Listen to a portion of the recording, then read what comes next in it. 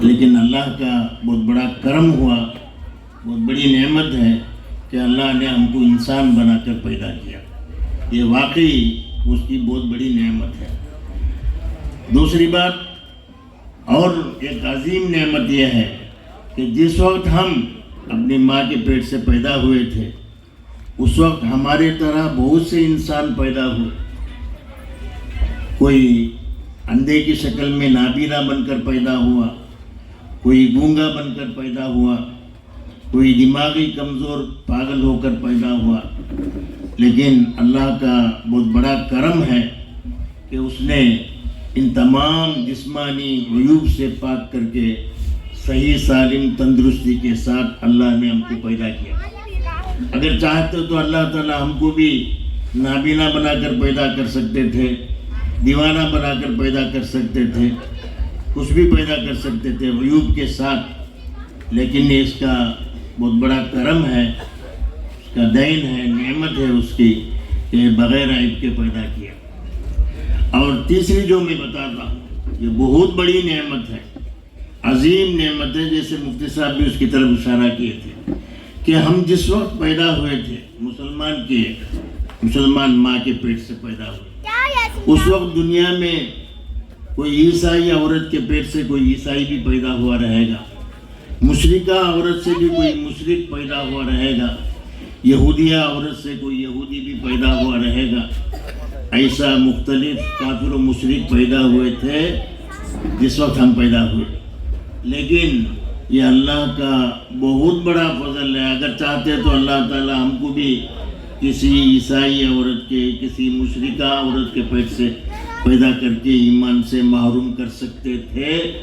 لیکن اللہ کا بہت بڑا فضل ہے کہ مسلمان ماں باپ سے اللہ تعالیٰ نے ہم کو وجود بخشا، جس کے صدقے میں ہم کو ایمان کی دولت ملی. یہ ایمان کی دولت چونکہ ہم مسلمان گھروں میں پیدا ہوئے، بغیر استحقاق کے، بغیر مانگے کہ نعمت ملی. جبکہ ابھی مفتی صاحب بھی بتا رہے تھے نا کہ سب سے بڑی نعمت، ہزاروں ہزار نعمتیں جو ہم پر اللہ تعالیٰ اتار رہے ہیں ہر آن، ان میں سب سے بڑی نعمت جو ہے وہ ایمان کی دولت ہے، ایمان کی نعمت ہے. کیونکہ دنیا و زندگی کی کامیابی، دنیا اور آخرت کی کامیابی، قبر میں راحت اور آخرت میں جہنم سے نجات، سو اللہ تعالیٰ کی رضامندی، یہ تمام چیزیں ایمان پر موقوف ہیں. اگر ایمان ہے، صحیح سلامتی سے لے کر گیا تو اللہ تعالیٰ کی یہ تمام نعمتیں ہم کو میسر ہوں گی. تو اتنی عظیم نعمتیں، اللہ تعالیٰ کی رضامندی، جنت میں داخلہ، ہمیشہ ہمیشہ جنت میں راحت و آرام، یہ تمام اونچی نعمتیں ایمان پر موقوف ہیں. ظاہر بات ہے تو ایمان ہی سب سے بڑی نعمت ہے، سب سے بڑی دولت ہے. چونکہ یہ نعمت ہم کو بغیر استحقاق کے، بغیر مانگے، بغیر محنت کے ملی. اور عام طور پر انسانی فطرت ہے، جو چیز بغیر مانگے، بغیر محنت کی ملتی ہے، انسان اس کی قدر نہیں کرتا. میں عام طور پر ایک لطیفہ سناتا ہوں کہ ایک مرتبہ ایک آدمی سردی کے دنوں میں صبح کے وقت شال اوڑھے ہوئے سڑک پر گزر رہا تھا. تو اتفاق سے سردی کی وجہ سے زوردار چھینک ہوئی، جس کی وجہ سے اس کے ناک سے پانی بہنے لگا. اس وقت جو ہے وہ ایک قیمتی شال اوڑھے ہوئے تھا، ہاتھ میں 10 روپے کے ترسیب رومال اس کے ہاتھ میں تھی. ظاہر بات ہے جب ناک سے پانی بہے تو کوئی بھی آدمی جو ہے شال سے ناک صاف نہیں کرتا، رومال سے صاف کرتا. تو یہ آدمی کو جب چھینک ہوئی، چھینک کے نتیجے میں ناک سے پانی بہنے لگا، تو جو ہے وہ آدمی جو ہے شال سے ناک صاف کرنے لگا. تو سڑک پر گزرنے والے بڑے میاں نے دیکھ کر کہا کہ عجیب پاگل ہو کہ اتنی قیمتی شال اوڑھے ہوئے ہو، اسے گندا کر دیا، ہاتھ میں تو کرچیف ہے، تو اسے ناک صاف کر سکتے، اس کے بعد اسے دھو لیتے. تو خامخواہ اتنی قیمتی شال کو تم نے جو ہے خراب کر دیا. تو اس نے کہا بڑے میاں صحیح کہتے ہو، اصل میں یہ رومال جو ہے میری محنت کی کمائی سے میں لیا ہوں، یہ شال جو ہے میرے باپ کی وراثت سے مجھے مل کر. تو چونکہ شال قیمتی ہے لیکن بغیر محنت کے مل کر ہے، اس لیے اس کی کوئی قدر قیمت نہیں. اور رومال جو ہے اپنی ذاتی کمائی سے حاصل کیا تھا، اس لیے اس کی قدر ہے.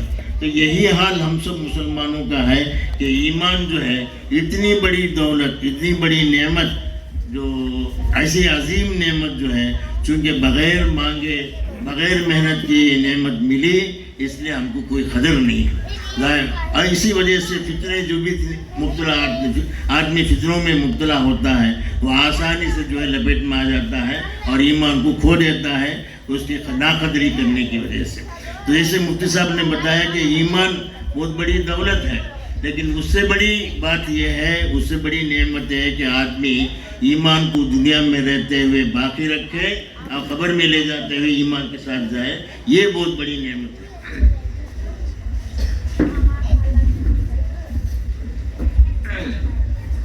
اس ایمان تو اللہ تعالیٰ دے دیا، آدھا کام ہو گیا۔ الحمدللہ مسلمان ماں باپ کے پیٹ سے پیدا ہوئے، اس لیے ایمان کی دولت مل گئی۔ اب کیسے باقی رکھیں اسے کیسے خبر تک لے جائیں، اسے باقی رکھنے کی کیا صورت ہے؟ تو اسی کو میں حدیث میں بتایا تھا کہ رسول اللہ صلی اللہ علیہ وسلم نے فرمایا لا یؤمن احدکم حتی اکون احب الیہ من والدہ وولدہ والناس اجمعین، تم میں سے کوئی بھی کامل مومن نہیں ہو سکتا جب تک کہ میں اس کے نزدیک اس کے والد سے، اس کے باپ سے، اس کی اولاد سے، تمام لوگوں سے جب تک میں اس کے نزدیک محبوب نہ ہو جاؤں۔ سب سے زیادہ میری محبت اس کے دل میں جب تک غالب طور پر داخل نہیں ہو جائے گی، کامل طور پر داخل نہیں ہوگی، اس وقت تک ایمان کی گارنٹی نہیں، تم میں سے کوئی کامل مومن نہیں ہو سکتا۔ اللہ تعالیٰ نے رسول اللہ صلی اللہ علیہ وسلم کو بہت عظیم صفات سے نوازا ہے۔ ان میں سے ایک عظیم صفت یہ ہے، اللہ تعالیٰ نے رسول اللہ صلی اللہ علیہ وسلم کو جامع الکلم بنایا۔ جامع الکلم کا مطلب یہ ہے کہ مختصر الفاظ میں بڑی بڑی معنی مطلب کو اس میں چھپا دینا، داخل کر دینا۔ اگر ہماری زبان میں ہم کہیں تو دریا کو کوزے میں بھرنا جو ہم بولتے ہیں، یعنی بڑے بڑے وسیع عریض مفہوم کو، مطلب کو چھوٹے سے الفاظ میں بیان کر دینا، یہ کمال جو ہے اللہ تعالیٰ نے رسول اللہ صلی اللہ علیہ وسلم کو دیا ہے۔ تو اس حیثیت سے اگر ہم غور کریں گے تو رسول اللہ صلی اللہ علیہ وسلم نے 3 لفظ بتائے، ان تینوں سے بڑھ کر میری محبت جب تک نہ آ جائے، غالب نہ ہو جائے، تب تک آدمی کامل مومن نہیں ہو سکتا۔ 3 لفظ بتائے رسول اللہ صلی اللہ علیہ وسلم۔ ایک ہے کہ اس کے والد سے بڑھ کر میری محبت نہ ہو جائے۔ والد کا مطلب یہ نہیں جس سے ہم پیدا ہوئے، یہی حضور کے کہنے کا مطلب ہے کہ والد کا مطلب صرف جو جنم دیا وہ نہیں ہے، بلکہ ان کے والد، دادا، پردادا، ایسے ہی جتنے سلسلہ حضرت آدم علیہ السلام تک چلتا رہے گا، یہ سب ہمارے والد، میرے والد، میرے والد کے والد، ان کے والد، ان کے والد، ایسے ہی آدم علیہ السلام تک۔ تو حضور کے کہنے کا مطلب یہ ہے کہ جب تک یہ والد کا سلسلہ والد سے جنم دینے والے سے شروع ہو کر حضرت آدم علیہ السلام تک پہنچتا ہے، ان تمام لوگوں سے میری محبت جب تک نہیں بڑھے گی تب تک آدمی کامل مومن نہیں ہو سکتا، یہ کہنے کا مطلب ہے۔ اس کے بعد دوسرا لفظ رسول اللہ صلی اللہ علیہ وسلم نے فرمایا وہ ولدی، ولد کے معنی جو ہے اپنے سے جو اپنے جنم سے جو پیدا ہوا، اب ہم نے جسے جنم دیا اسے لڑکا کہتے ہیں، اسے اولاد کہتے ہیں۔ اس کا یہ مطلب نہیں ہے کہ ہمارا ہی بچہ مراد ہے، بلکہ ہمارے بچے جو ہیں ہمارے ہی، ان کے اولاد، ان کے اولاد، پوتے پوتے، نواسے نواسے، اسی طرح قیامت تک جو انسان کا سلسلہ چلتا رہے گا، یہ سب ہمارے اولاد میں داخل ہیں۔ تو حضور کے کہنے کا مطلب ہے کہ ہمارے سے لے کر ماضی کے اعتبار سے، آگے کے اعتبار سے حضرت آدم علیہ السلام تک تمام افراد سے، اسی طرح ہمارے سے لے کر قیامت تک آنے والی ہماری تمام اولاد جتنے بھی، ان سب سے زیادہ محبت میری نہیں ہو جائے گی تب تک آدمی کا ایمان معتبر نہیں ہوگا۔ اور تیسرا لفظ بتایا والناس اجمعین، کہ دنیا میں بعض رشتے ایسے ہوتے ہیں جو خونی رشتے نہیں ہوتے، دوستانہ تعلق رہتا ہے، تجارت کے اعتبار سے تعلق، استاد شاگرد کا تعلق، اڑوس پڑوس کا تعلق، جو خونی رشتہ نہیں ہے، لیکن ان سے زیادہ تعلقات ہوتے ہیں انسان۔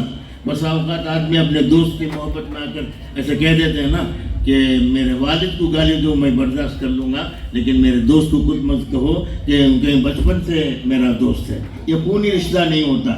تو حضور کے کہنے کا مطلب ہے کہ خونی رشتہ سے زیادہ محبت ہونا ان سب سے زیادہ نہیں بلکہ دنیا میں رہنے والے جو بغیر خونی رشتہ کے دوست و احباب ہیں، دوست رشتہ دار ہیں، ان سب سے زیادہ میری محبت نہ ہو، دل کے اندر نہ اترے، تب تک آدمی کامل مومن نہیں ہو سکتا، ایمان کی گارنٹی نہیں ہے۔ تو رسول اللہ صلی اللہ علیہ وسلم اس عریض و وسیع مفہوم کو 3 لفظ میں ادا کیا۔ آپ کے کہنے کا مطلب ہے کہ اس وقت تک آدمی کامل مومن نہیں ہو سکتا جب تک کہ پوری کائنات سے، حضرت آدم علیہ السلام سے لے کر آج تک اور قیامت تک آنے والے تمام انسانوں سے زیادہ جب تک میری محبت نہیں آئے گی، تب تک آدمی کے اندر ایمان کامل نہیں ہو سکتا، اس کی ایمان کی گارنٹی نہیں ہے۔ تو یہ ہے، جو ایک راستہ ہے رسول اللہ صلی اللہ علیہ وسلم کی محبت اگر آ گئی تو جو ہے انشاءاللہ آدمی ارتداد سے محفوظ رہے گا۔ جب تک یہ نہیں ہوگا، میں ایک بات میں ایک واقعہ میں بتاتا ہوں ہمارے چنئی کا، بہت عبرتناک واقعہ ہے۔ تو یہ اسی بنیاد پر میں کہتا ہوں کہ حضور کی محبت جو ہے ایمان کی حفاظت کرنے کا ایک ذریعہ ہے۔ اسی وجہ سے اولیاء کرام، علماء کرام میں تحریر فرماتے ہیں کہ جب تک آدمی درود شریف کی کثرت کرتا رہے گا کوئی آدمی، تو جو ہے انشاءاللہ اس کا خاتمہ ایمان پر ہوگا۔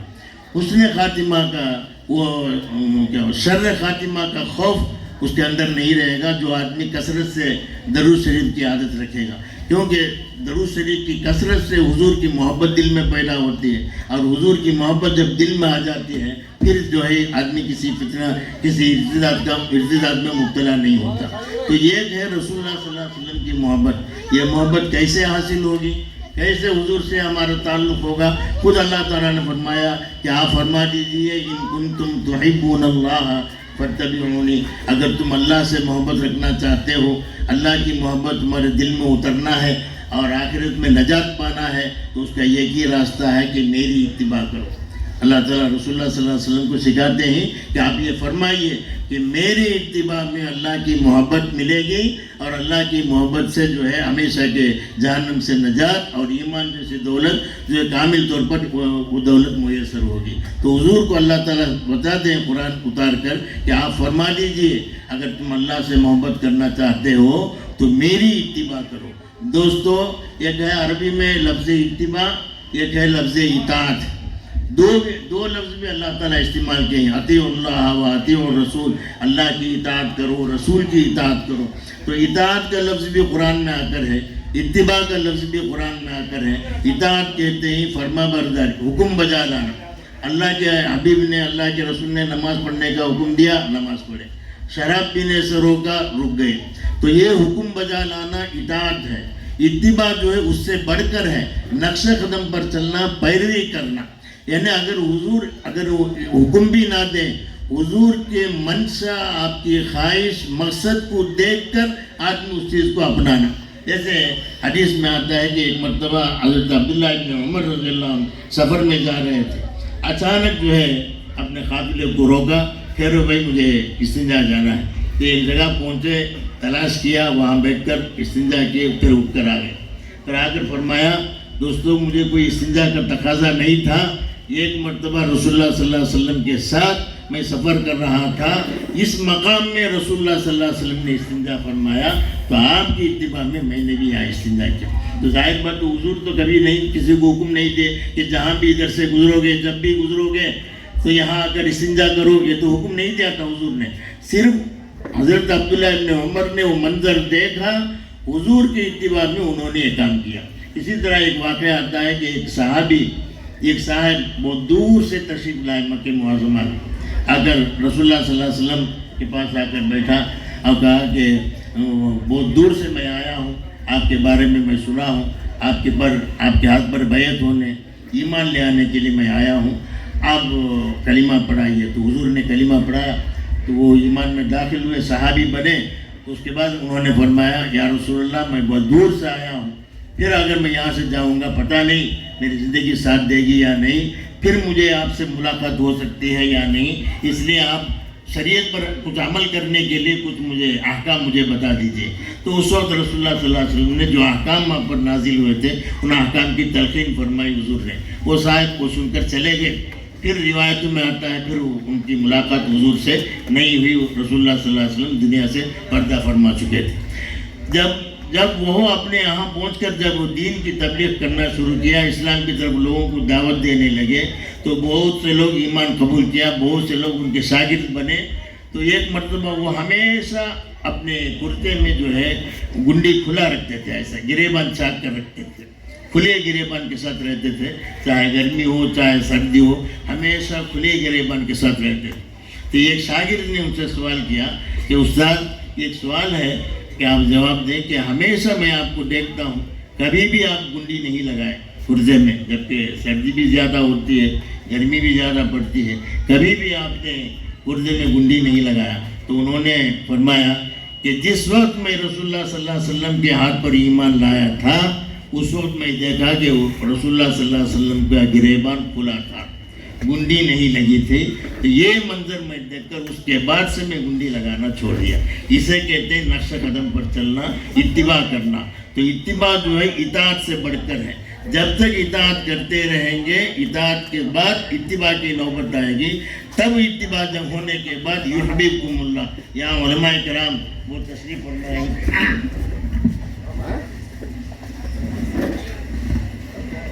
عربی کا گرامر ہے نحو، علماء حضرات جانتے ہیں کہ علماء حضرات سے معذرت کرتے ہوئے تھوڑی دیر میں علماء سے بھی بات کر لیتا ہوں کہ امر کا صیغہ ہے نا، امر کے صیغہ کے بعد فعل مضارع آئے، اس میں فا نہ ہو تو اسے جزم ملتا ہے، فاتبعونی یحببکم اللہ، فاذکرونی اذکرکم، ربنا ابصرنا وسمعنا فارجعنا نعمل صالحا۔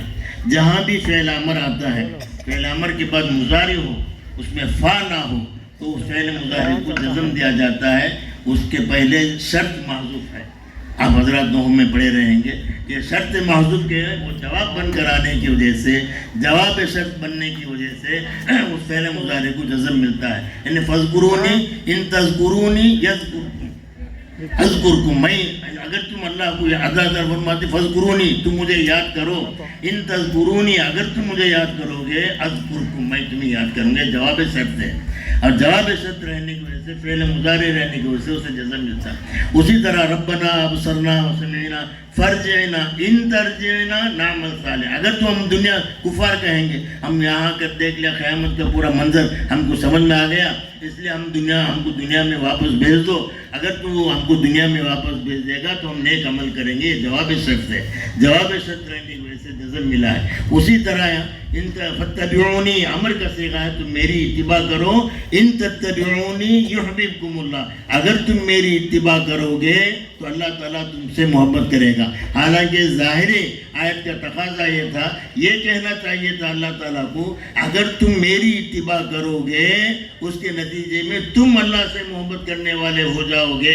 یہ بات بتانے کے بجائے اللہ تعالیٰ بتائے کہ ہمارے اللہ تعالیٰ کے محبت کے قابل بننا نہیں بننا وہ قابل شک ہے، یقین نہیں، لیکن اللہ تعالیٰ یقین کا صیغہ بتایا کہ اگر تم حضور کی اتباع میں لگو گے میں خود آگے بڑھ کر تم سے محبت کروں گا۔ حالانکہ تقاضا یہ تھا کہ اگر تم اتباع کرو گے، اتباع کرتے کرتے کرتے ہو سکتا ہے اللہ تعالیٰ کہ اب تم کو محبت سے نواز دیں، یہ نہیں، شک کا صیغہ استعمال نہیں کیا، اللہ تعالیٰ یقین کے درجے میں لا کر بتایا کہ اگر تم حضور کی اتباع کرو گے یقیناً اللہ تعالیٰ تم سے محبت کرے گا۔ ظاہر بات ہے جب اللہ تعالیٰ خود یہ وعدہ کر رہے ہیں یہ پورا ہو کر رہے گا، اس میں کوئی شک و شبہ کی گنجائش نہیں ہے۔ تو یہ منظر ہمارے ایمان جب اللہ تعالیٰ خود محبت کریں گے، ظاہر بات ہے ایسے آدمی کو جو ہے فتنے میں مبتلا کر کے کفر کی موت عطا فرمائیں گے نہیں، اللہ تعالیٰ بچائیں گے اس سے۔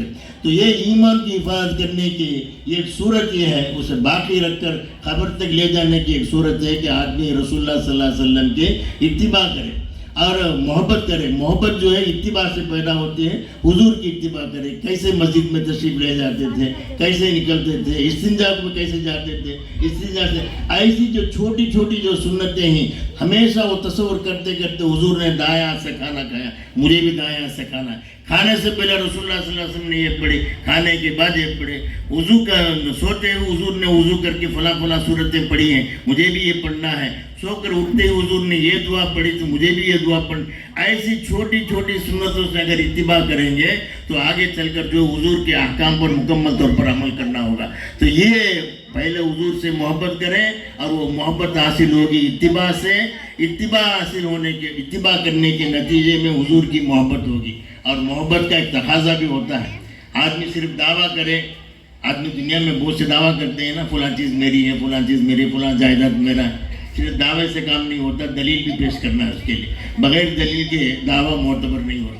اگر کوئی آدمی یہ کہے کہ حضور کی محبت الحمدللہ میرے دل کے اندر ہے, بچپن سے حضور کی محبت ہے, حضور کی محبت ہے, اللہ کرے صحیح ہو, یہ دعویٰ جو ہے اس وقت تک قابل قبول نہیں, معتبر نہیں, جب تک کہ اس کے تقاضے پر عمل دلیل پیش نہ کرے. دلیل کیا ہے؟ اس کے تقاضے پر عمل کرنا ہے, محبت کے تقاضے پر عمل کرنا ہے. محبت کا تقاضا کیا ہے؟ اسی کو اللہ نے دوسرے آیت میں فرمایا, وَمَا آتَاكُمُ الرَّسُولُ فَخُذُوهُ وَمَا نَهَاكُمْ عَنْهُ فَانْتَهُوا. حضور جو جن چیزوں کا حکم دیتے ہیں آنکھ بند کر کے ان چیزوں کو اپناؤ, جن چیزوں سے روکتے ہیں آنکھ بند کر کے ان سے رک جاؤ, ان کاموں سے. اس میں آڑی حجتیں نہ کرو, یہ کیوں ہوا, وہ کیوں ہے, حضور کیوں یہ فرمائے, اس سے کیوں روکا, یہ نہیں. محبت کا تقاضا یہ ہے کہ جہاں حضور حکم دے, کسی کام کا حکم دے, آنکھ بند کر کے ان احکام کو بجا لائے. جن کاموں سے حضور نے روکا ہے ان کام سے رک جائیں. اس میں چین چرا اس کی حکمت کیا ہے اس کے پیچھے نہ لگے. تو یہ ہے محبت کا تقاضا. تو اتباع کے وجہ سے محبت نصیب ہوگی. محبت کی وجہ سے جب تقاضے پر عمل کرے گا تو اللہ تعالیٰ خود آگے بڑھ کر تم سے محبت کریں گے. جب اللہ کی محبت, اللہ خود جب محبت کریں گی, اللہ کا وعدہ ہے, تو یقیناً جو ہے آدمی جو ایمان کے ساتھ ہی مرے گا, بغیر ایمان کے وہ دنیا سے نہیں جائے گا. تو حضور کی اتباع جو ہے یہ ایمان کو بچانے والی چیز ہے, اور یہ اتباع حاصل ہوتی ہے محبت کی وجہ سے. میں شروع میں جو بتایا تھا کہ یہ بات میں کیوں یہ عرض کر رہا ہوں, مدراس میں زیادہ مدت نہیں, 5-6 مہینے کی بات ہے کہ ایک گھرانہ, دیندار گھرانہ, اکثر علماء حفاظ تھے گھرانے میں, ابھی ہے. اس گھرانے میں ایک لڑکی ہے جو کئی پارے کی حافظہ ہے, کئی پارے, تقریباً 20-22 پارے, کئی احادیث اسے یاد ہیں, مبلغہ کورس کی ہے. اتفاق سے اس لڑکی کی نسبت ایک شکیلی آدمی سے ہو گئی. وہ لوگ نہیں جانتے تھے شکیلی فرقہ کیا ہے, وہ آپ حضرات دیکھیں, وہ انشاءاللہ جو درس عقائد شروع ہوگا اس میں سمجھائے. اس زمانے میں شکیل بن حنیف جو جتنے گمراہ فرقے ہیں, قادیانی فرقہ ہے, گوہر شاہی فرقہ ہے, اور انجینئر مرزا علی, ابھی جو بچے مکالمہ پیش کیے ہیں وہی فتنہ ہے. ویسا شکیلی فتنہ ہے جو اپنے آپ کو وہ نبی ہونے کا دعویٰ کرتا ہے. اب اس زمانے میں وہ لوگ جو ہے وہ اس فتنہ میں مبتلا ہے, تو مبتلا ہو کر بہت سے لوگ جو ہے گمراہ ہوئے. تو وہ اس شکیلی آدمی سے اس بچی کی نسبت ہو گئی. ان لوگوں کو معلوم نہیں تھا کہ یہ شکیلی ہے, مرتد ہے. بعد میں چنئی کے مبلغین کو یہ بات معلوم ہوئی تو وہ بچی کے گھر تلاش کر کے گئے, ان کو سمجھایا کہ یہ آدمی جو ہے شکیلی ہے, اس سے نکاح کر, مرتد ہے, اس سے تمہارا نکاح نہیں ہو سکتا. صبح سے لے کر شام تک اسے 4-5 گھنٹے اسے مسلسل سمجھائے. وہ بچی کے والدین کو, ان کے چچا ماموں وغیرہ, بچی کو بھی پردے میں بٹھا کر اسے سمجھایا. تو یہ نبوت کا دعویٰ کرنے والا ہے, جو حضور کے بعد جو نبوت کا دعویٰ کرتا وہ کافر ہے, اس لیے شکیلی جو ہے مرتد ہے, کافر ہے, اس سے تمہارا نکاح نہیں ہے, زنا کا سلسلہ ہوگا, معتبر نہیں. رسول اللہ صلی اللہ علیہ وسلم ناراضگی کو قبول کر لینے والے ہو جاؤ گے. تو اس کے بعد جو ہے ان کے والدین جو ہے اس نسبت کو ختم کر دیا. وہ بچی بھی اندر سے جواب دی کہ میں رسول اللہ صلی اللہ علیہ وسلم کی باغی سے میں نکاح نہیں کروں گی. اس لڑکی کا جملہ تھا جو حضور کا نافرمان ہے, حضور کو غصہ دلانے, حضور کے قلب مبارک کو جو ہے غم دلانے والا, تکلیف پہنچانے والا ہے, ویسے آدمی سے میں نکاح نہیں کروں گی. وہ حضور کا باغی ہے, اور باغی جو ہے سزا کے قابل ہوتا ہے, میں اس سے نکاح نہیں کروں گی. وہ ختم ہو گیا وہ سلسلہ. اس کے بعد اب جو ہے دوسرے اسی نکاح کی تاریخ میں دوسرے بچے سے نکاح کرنے کے لیے ہم بہت سے 1-2 بچے کو تیار کیا, الحمدللہ تیار ہوئے. لیکن وہ بچی کے والدین, رشتہ دار جو ہے, ابھی ہم یہ کہہ کر خاموش ہو گئے کہ ابھی ایک بہت غم سے, بہت پریشانی سے ہم نکلے ہیں, تھوڑی دیر ہم سکون سے رہیں گے, اس کے بعد جو ہے 1-2 مہینے کے بعد اس بچی کا نکاح آپ جسے کہیں گے اس سے وہ اس کا نکاح کر دیں گے. لیکن ہوا یہ کہ بہت افسوس سے کہنا پڑتا ہے، دل کے درد سے میں کہتا ہوں کہ 1 مہینے کے بعد میں سبق پڑھا رہا تھا مدرسے میں، چنئی سے مبلغ کا فون آیا، حضرت ایک افسوسناک بات یہ ہے کہ وہ بچی جو ہے وہ شکیلی کے ساتھ بھاگ گئی، پتہ نہیں کہاں ہے، وہ شکیلی کے ساتھ بھاگ گئی۔ وجہ یہ ہوا کہ عام طور پر بڑے بڑے شہروں میں، ادھر گنٹور میں کیا ہے معلوم نہیں، عام طور پر شہروں میں یہ ہوتا ہے جو ہی نسبت ہوتی ہے لڑکا لڑکی کے جو فون نمبر ہیں آپس میں تبادلہ کر لیتے ہیں، والدین خود اس کی اجازت دیتے ہیں۔ تو اسی طرح وہ لڑکا بھی جو ہے لڑکی سے بات کرتے رہتا ہے، لڑکی بھی لڑکے سے بات کرتے رہتا ہے، نکاح کے وقت تک یہ سلسلہ چلتے رہتا ہے۔ تو اسی طرح یہی ہوا کہ جب وہ شکیلی سے اس کی نسبت ہوئی تھی تو اس کا نمبر جو ہے وہ لڑکی کے پاس تھا، لڑکی کا نمبر جو ہے وہ شکیلی کے پاس تھا۔ والدین جو ہے نکاح سے تو روک دیے، لیکن ان کے ذہن سے یہ بات نکل گئی، اس سے نمبر لینا بھول گئے۔ تو اس کا نتیجہ یہ ہوا، وہ نالائق جو ہے 1 مہینہ سے فون کر کے اس کا دماغ خراب کر رہا تھا، برین واش کر رہا تھا، اس کے دماغ کو دھو رہا تھا، دھو کر اسے جو ہے مرتد بنا کر ایک دن ایسا ہوا کہ وہ برقع پہن کر اسی کے ساتھ بھاگ گئی۔ اب میرا سوال یہ ہے کہ جب قرآن 22 پارے کے حافظہ ہے، کئی احادیث اس کے سینے میں موجود ہیں، جب نکاح کے توڑنے کا وقت آیا تو اس وقت اس کے زبان سے یہ نکلا تھا کہ میں حضور کی باغی سے میں نکاح نہیں کروں گی، تب یہ 1 مہینے کے اندر کیسا وہ حضور کا محبوب بن گیا؟ تو اصل بات یہ ہے کہ اس کے اندر اس بچی کے دل میں علم دین تھا، قرآن تھا، حدیث تھے، علم دین تھا، محبت رسول نہیں تھی، اس سے انہیں کورا تھی۔ تو محبت نہیں ہونے کی وجہ سے کسی اور کی محبت اس کے دل میں داخل ہو گئی۔ دوستو یہ یاد رکھو کہ ہم چاہے دین میں کتنے مضبوطی سے عمل کر لیں، یہ عمل حضور کے محبت تک لے جانا ہے، تب جا کر ہمارے ایمان محفوظ ہوگا۔ یہ محبت، یہ عمل، یہ علم جب تک حضور کی محبت تک اس کی رسائی نہیں ہوگی تب تک جو ہے اندیشہ ہے، کیونکہ حضور نے خود فرمایا لا یؤمن احدکم حتی اکون احب الیہ، جب تک میں تمہارے نزدیک پوری دنیا سے محبوب نہ ہو جاؤں، میرا طریقہ محبوب نہ ہو جائے، اس وقت جو ہے آدمی کامل مومن نہیں ہو سکتا، ایمان کی گارنٹی نہیں ہو سکتی۔ اب میں جو بتایا تھا کہ حضور کے محبت کی علامت ہے کہ محبت کے تقاضے پر عمل کریں۔ محبت کا تقاضا کیا؟ وما آتاکم الرسول فخذوہ، اللہ نے رسول اللہ صلی اللہ علیہ وسلم جو حکم دیتے ہیں ان احکام کو اطاعت کرو، ان احکام کو بجا لاؤ، جن چیزوں سے حضور نے روکا ہے ان چیزوں سے رک جاؤ۔ یہ کیسے ہوگا؟ حضور کی محبت کے تقاضے پر کیسے عمل ہوگا؟ علماء سے ربط پیدا کرنا ہے۔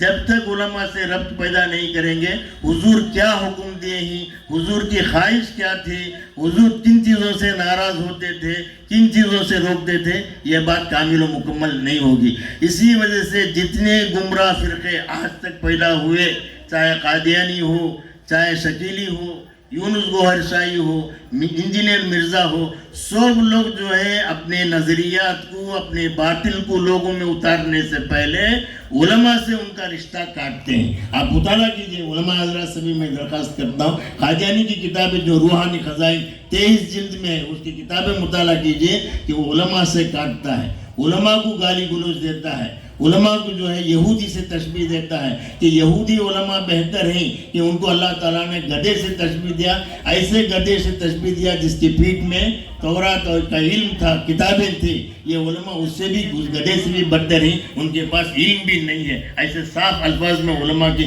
توہین کرتا ہے۔ جب علماء کی توہین میں آدمی لگے گا تو آہستہ آہستہ وہ دین سے دور ہوتا جائے گا۔ اس لیے علماء سے ربط پیدا کریں۔ فتنہ نے، باطل قوت نے ان چیزوں کو سمجھا ہے۔ تقریباً 150 سال پہلے انہوں نے دیکھا، جب تک عوام کا تعلق علماء سے رہے گا، ان کے دین کے، ان کی ایمان کو بگاڑ نہیں سکتے۔ اچانک کوئی آدمی شکیلی بن گیا، وہ اچانک نہیں بنتا، ہمارے سامنے وہ خبر آتی ہے اچانک، لیکن شکیلی جو ہے در پردہ 1 مہینہ 2 مہینہ اس آدمی کی نگرانی کرتا ہے۔ شکیلی ہو، قادیانی ہو، جو بھی ہو، 1 مہینہ تک اس کی نگرانی کرتا ہے، دیکھتا کہ مسجد کے حضرت سے، امام صاحب سے، کسی عالم سے اس کا تعلق ہے تو وہ پیچھے ہٹ جاتا ہے، نہیں جاتا، کیونکہ عالم سے اس کا تعلق ہے۔ جب دیکھتا علماء سے اس کا تعلق نہیں ہے، علماء کو برا بلا کہتا ہے، تو فوراً وہ لپکتا ہے، اس کی طرف جاتا ہے اور اس کے نتیجے میں جو ہے وہ آدمی گمراہی میں مبتلا ہوتا ہے۔ ایسے میں کیسے سینکڑوں واقعہ میں چلنے کے میں بتا سکتا ہوں کہ علماء سے کٹے، علماء سے جب تک وہ علماء سے مل جل کر تھے، اپنے مسائل کو، اپنے عقائد کو علماء سے پوچھ کر عمل کرتے تھے، تب تک ان کا ایمان محفوظ تھا۔ جو ہی کسی ظاہری چیز کی وجہ سے شیطان اور نفس کے بہکاؤ میں آ کر علماء سے ان لوگوں نے اپنا تعلق توڑا، اس وقت جو ہے باطل جو ہے ان کو لپک لیا، کتے کی طرح لپکے ان کے ایمان پر جو انہوں نے قبضہ کیا۔ تو یہ آج بھی وہی کام کرتے، شکیلی ہو جو بھی ہو، اپنے پاس آنے والے کو علماء سے روکتے ہیں، بھائی علماء کی باتیں مت مانو، وہ پرانے دقیانوسی خیالات کی باتیں کرتے ہیں، وہ ایسے ہیں ویسے ہیں فلاں ہیں، وہ دنیا کے یہ ہیں وہ ہیں۔ ایسا علماء کے بارے میں غلط عقائد، غلط تبصرہ ان کے سامنے کر کے، علماء سے دور کر کے، ان سے بدزنی پیدا کر کے دور کرتے ہیں، اس کے بعد جو ہے ان کا ایمان کو آسانی سے اچک لیتے ہیں۔ اسی طرح ایک تمل ناڈو کے ایک علاقے میں ایک آدمی گور شاہی کی فتنہ میں مبتلا ہوا۔ جب ہم اس سے بات کرنے کے لیے گئے تو وہ بات کرنے تیار نہیں ہوا، یہی جواب دیتا تھا کہ تم علماء پر مجھے بھروسہ نہیں ہے، تم صحیح بات نہیں کہتے ہیں، ہمارے شیخ نے ہم کو اس سے روکا ہے۔ ایسا وہ جو ہے وہ دور ہوتا تھا۔ اس کے بعد اس کے رشتہ داروں کے پاس گئے، اسے سمجھائے، اس کے بعد یونس گوہر شاہی کی حقیقت ہم نے اسے سامنے بتایا، اس کے بعد وہ تائب ہوا۔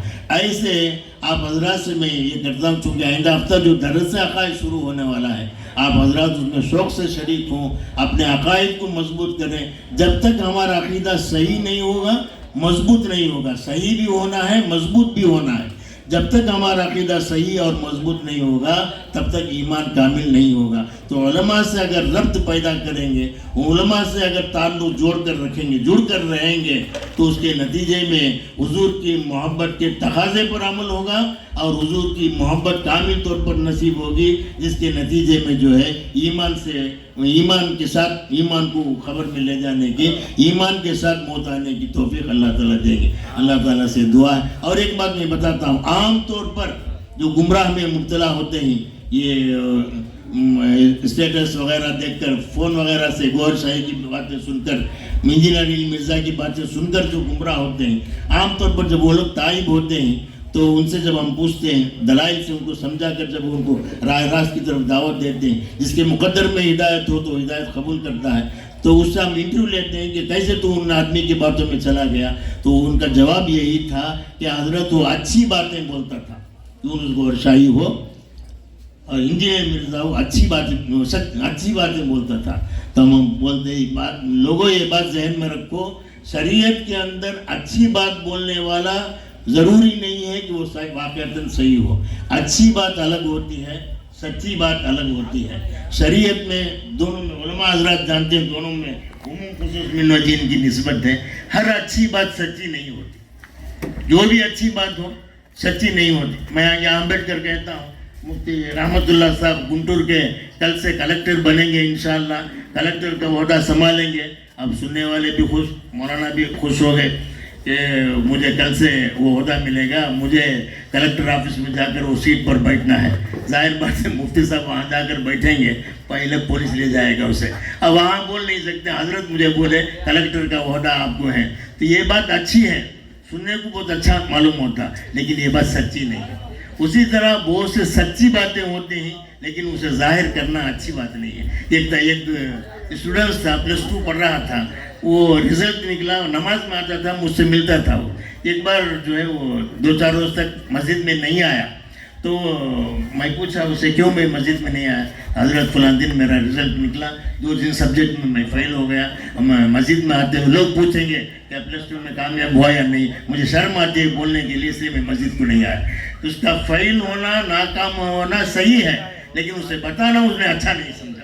تو معلوم ہوتا ہے کہ ہر اچھی بات کیا نہیں ہوتی، سچی نہیں ہوتی، اور ہر سچی بات جو ہے اچھی نہیں ہوتی۔ یہ صحابہ کا جو اختلاف ہے، حضرت معاویہ حضرت علی رضی اللہ عنہ کے درمیان جو جنگ ہو کر ہے، جس میں حضرت عائشہ رضی اللہ عنہ حضرت امیر معاویہ کی طرف تھی، ان باتوں کو انجینئر مرزا جو چھیڑ کر لوگوں کے صحابہ کے تعلق سے ان کے ایمان کو بگاڑنا چاہتا ہے۔ حالانکہ یہ باتیں صحیح ہیں، لیکن ان کا تذکرہ کرنا اچھا نہیں ہے۔ کیوں؟ صحابہ کے اس مقام کو، صحابہ کو ہم نے نہیں دیکھا، ان کے مقام کو ہم سمجھ نہیں سکتے۔ جو بات جن کے مقام کو ہم نہیں سمجھ سکتے، ان کی باتوں کو ہم کیا سمجھیں گے؟ اس لیے بہتر ہے کہ ان کے باتوں میں نہ پڑے. تو بہت سی باتیں سچی ہوتی ہیں اچھی نہیں ہوتی, بہت سی باتیں اچھی ہوتی ہیں سچی ہوتی ہیں. یہ یونس گوہر شاہی ہو, مرزا علی ہو, بسا اوقات تو اچھی باتیں کر لیتے ہیں لیکن سچی بات نہیں. شریعت میں اچھی بات ہونا کوئی ضروری نہیں ہے. اچھی اور خراب کو فرق کرنے کے لیے, اچھی بات اور خراب بات فرق کرنے کے لیے انسان کی عقل کافی ہے, لیکن سچی اور غلط بات کو سمجھنے کے لیے انسانی عقل کافی نہیں, وہ وحی کی ضرورت ہے, قرآن اور حدیث کی ضرورت ہے. قرآن جسے صحیح بات بتائے گا وہ صحیح ہے, قرآن جسے غلط کہے گا وہ غلط ہے. حدیث رسول اللہ صلی اللہ علیہ وسلم جسے صحیح کہیں گے وہ صحیح ہے, جسے غلط کہیں گے وہ غلط ہے. تو صحیح اور غلط میں فرق کرنے کے لیے ہم کو قرآن اور حدیث کی ضرورت ہے. اچھا اور برا کو فرق کرنے کے لیے عقل بھی کافی ہے. تو یہ لوگ اچھی بات بولتے رہیں گے, اسی وجہ سے ہمارے عوام لوگ جو ہے اس کی اچھی باتوں کو سچی بات سمجھ لیتے ہیں.